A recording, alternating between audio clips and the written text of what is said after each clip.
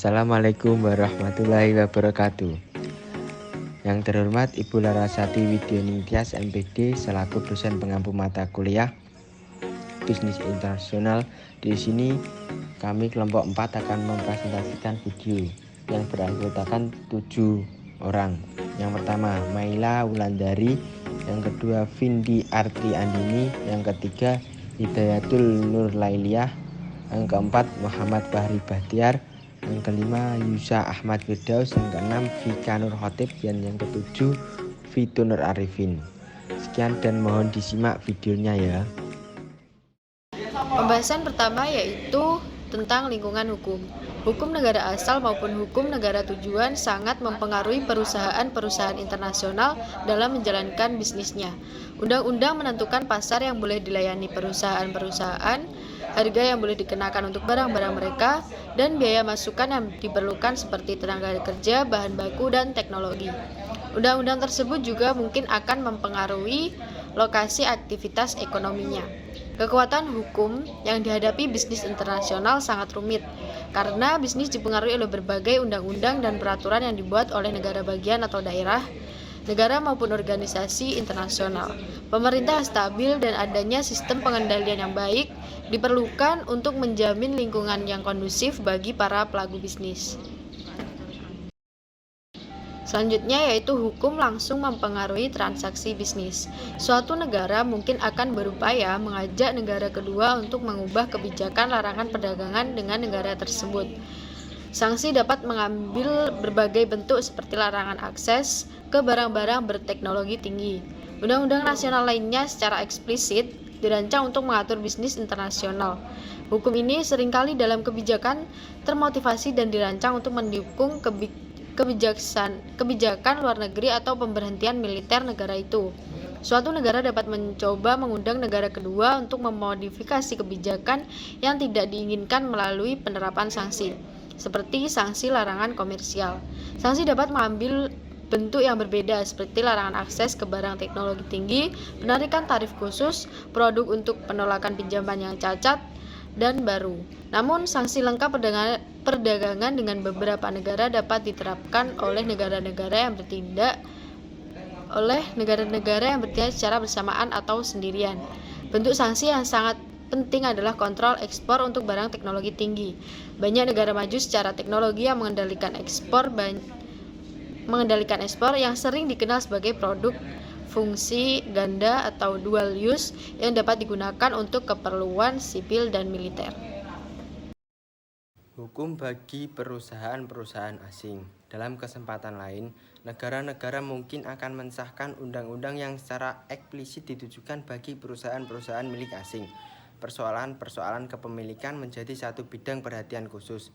Dalam kebanyakan negara terdapat perdebatan terus-menerus antara sayap kiri dan sayap kanan politik tentang keseimbangan yang tepat antara pengendalian pemerintah terhadap ekonomi dan ketergantungan pada kekuatan-kekuatan pasar untuk mengalokasikan sumber daya. Seiring ketika pemerintah kiri memperoleh kekuasaan, mereka memilih untuk memindahkan kepemilikan sumber daya dari sektor swasta ke sektor pemerintah. Suatu proses yang dikenal sebagai nasionalisasi. Yang paling rentan terhadap tindakan-tindakan semacam ini adalah industri yang tidak mudah dipindahkan. Industri-industri sumber daya alam seperti industri minyak mentah dan pertambangan, dan industri-industri padat modal seperti baja, kimia, dan penyulingan minyak. Privatisasi merupakan kebalikan dari nasionalisasi, menciptakan peluang-peluang bisnis internasional. Privatisasi adalah perubahan kekayaan milik negara menjadi kekayaan milik swasta, meskipun bukan benar-benar merupakan persoalan pengadilan negara. Tujuan privatisasi adalah kebalikannya dari nasional. Pembatasan atas kepemilikan asing. Pemerintah membatasi perusahaan asing dalam negeri untuk mencegah perekonomian dan industri utamanya dalam negeri dikuasai oleh pihak asing. Bentuk dan sistem hukum dalam bisnis internasional. Hukum internasional khusus berlaku di suatu bagian di dunia regional, yaitu 1. Hukum internasional regional, 2. Hukum internasional khusus. Hukum internasional merupakan keseluruhan kaidah dan asas yang mengatur hubungan atau persoalan yang melintasi batas negara antara negara dengan negara, negara dengan subjek hukum, bukan negara satu sama lain. Sistem hukum internasional antara lain yang pertama, sistem hukum adat, yang kedua, sistem hukum sipil, yang ketiga, sistem hukum teokratik. Dalam referensi lain, hukum nasional sangat berbeda-beda karena dipengaruhi beberapa aspek, yaitu hukum Anglo-Saxon, didasarkan pada kebijakan kumulatif keputusan-keputusan para hakim tentang masing-masing perkara sepanjang sejarah. Yang B, hukum konstitusional atau civil law, didasarkan pada suatu kodifikasi atau daftar lengkap tentang apa yang diperbolehkan dan apa yang tidak diperbolehkan. Selanjutnya, hukum agama, didasarkan pada ketentuan-ketentuan yang diciptakan secara resmi yang mengatur iman dan praktek suatu agama tertentu. Lalu, hukum birokrasi. Sistem hukum di negara-negara komunis dan kediktatoran sering digambarkan sebagai hukum birokrasi. Hukum birokrasi apa saja yang dikatakan pada para birokrat mempedulikan hukum formal negara tersebut. Kontrak dapat dibuat atau diakhiri sesuai dengan keinginan orang-orang yang memegang kekuasaan. Pengusaha-pengusaha internasional harus menyadari perbedaan-perbedaan umum dalam sistem hukum ini untuk menghindari kesalahpahaman yang mahal biayanya. Baik, selanjutnya adalah undang-undang yang mempengaruhi bisnis internasional.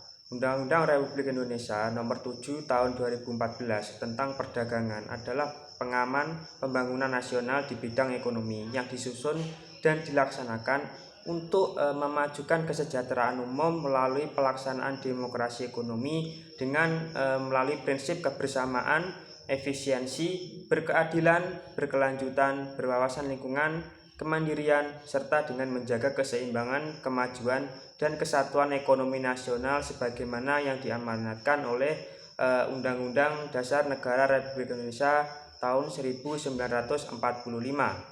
Kegiatan perdagangan ini merupakan penggerak utama pembangunan perekonomian nasional yang memberikan daya dukung dalam meningkatkan produksi, menciptakan lapangan pekerjaan, meningkatkan ekspor dan devisa, memeratakan pendapatan, serta memperkuat daya saing produk dalam negeri demi kepentingan nasional.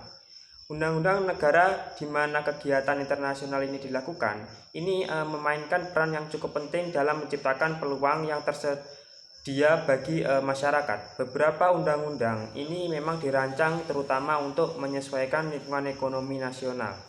Meskipun undang-undang ini berfokus pada pasar internal, tetapi peraturan ini secara tidak langsung dapat mempengaruhi kemampuan perusahaan nasional untuk bersaing dengan biaya yang meningkat internasional yang mengurangi daya saing dibanding dengan perusahaan asing.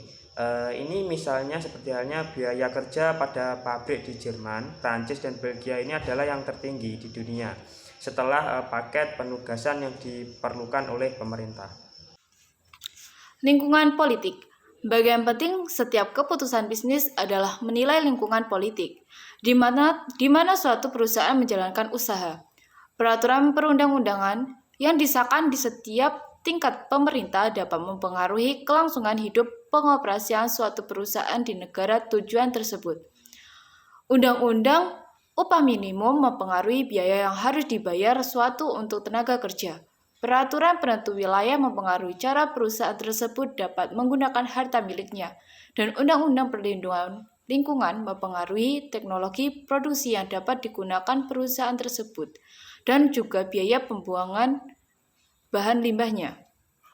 Sistem politik dibuat melalui ideologi politik yang sebagai dasar bagi pembentukan lingkungan untuk mendorong pertumbuhan ekonomi negara. Pengertian partisipasi politik adalah segala kegiatan atau aktivitas yang memiliki keterkaitan dengan politik atau tindakan di mana kegiatan yang berhubungan dengan politik tersebut dilakukan oleh warga negara yang awam atau non-pejabat dengan maksud agar dapat mempengaruhi atau mengintervensi perumusan kebijakan atau pengambilan keputusan oleh pemerintah, di mana kegiatan-kegiatan tersebut dilakukan secara langsung maupun tidak langsung, atau terdapat perantara, dan tidak ada hubungannya dengan keberhasilan dari upaya mempengaruhi pengambilan keputusan tersebut. Resiko politik. Sebagian besar perusahaan akan merasa nyaman jika menilai iklim politik di negara asal mereka, tetapi akan lebih sulit jika menilai iklim politik di negara lain. Oleh karena itu, bisnis internasional yang berpengalaman melaksanakan penilaian resiko politik, yang merupakan analisis resiko politik yang mereka hadapi di negara asing. Resiko politik dibagi menjadi 3, yaitu yang pertama resiko kepemilikan di mana properti perusahaan terancam melalui penyitaan atau pengambil alihan.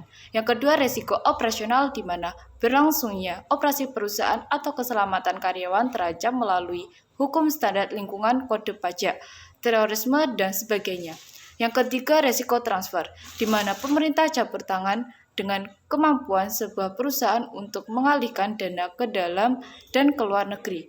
Resiko politik sendiri dibagi menjadi 2, yaitu resiko politik makro adalah resiko yang mempengaruhi seluruh perusahaan di sebuah negara. Contohnya perang saudara yang menghancurkan Sierra Leone, Zaire, Bosnia, dan Rwanda pada tahun 1990. Yang kedua, resiko politik mikro adalah resiko yang mempengaruhi hanya perusahaan tertentu atau perusahaan dalam industri tertentu. Contohnya, nasionalisme Arab Saudi terhadap minyak bumi pada tahun 1970-an. Cara mengatasi dampak negatif pengaruh politik terhadap bisnis. Dalam mengatasi ketidakpastian dalam politik dan ekonomi perlu dilakukan pembagian kekuasaan dalam bentuk pembagian sektor yang mana dikelola swasta dan dikelola pemerintah. Selain itu diperlukan juga semacam ideologi dan program tentang peranan bisnis. Memperbaiki pandangan umum terhadap dunia usaha sangat penting sekaligus sangat sukar dan menghilangkan kecurigaan rakyat terhadap kalangan bisnis membutuhkan waktu, tetapi semua harus dilakukan secara terencana dan terorganisir. Dengan demikian, reformasi di bidang hukum, politik, ekonomi, dan sosial untuk menciptakan tata kelola pemerintah yang demokratis dan berkeadilan sosial serta perekonomian baik dapat diwujudkan. Pada akhirnya, perekonomian bisa tumbuh apabila pemerintahan tetap berperan sebagai partner yang menguntungkan bagi berkembangnya perilaku bisnis yang dipengaruhi oleh kondisi politik dalam negeri. Yang selanjutnya yaitu lingkungan teknologi. Dimensi penting lainnya suatu negara adalah lingkungan teknologinya. Fondasi lingkungan teknologi suatu negara adalah bisnis sumber dayanya. Negara dapat mengubah atau membentuk lingkungan teknologinya melalui investasi dalam infrastruktur dan modal manusia. Sarana lain untuk mengubah lingkungan teknologi suatu negara adalah alih fungsi teknologi, yaitu pemindahan teknologi berdasarkan satu negara ke negara lainnya. Perkembangan teknologi mempengaruhi seluruh aspek bisnis, tidak hanya dalam produk dan layanan. Dalam aspek produksi, perkembangan teknologi meningkatkan jumlah produktivitas, pengurangan biaya produksi, dan peningkatan hasil produksi. Selain itu, perkembangan teknologi juga membuat perusahaan dapat membuat produk baru. Tetapi, dengan perkembangan teknologi menciptakan produk lain cepat usang, misalnya keluarnya smartphone menggunakan resolusi kamera yang tinggi mengurangi minat terhadap produk kamera konvensional.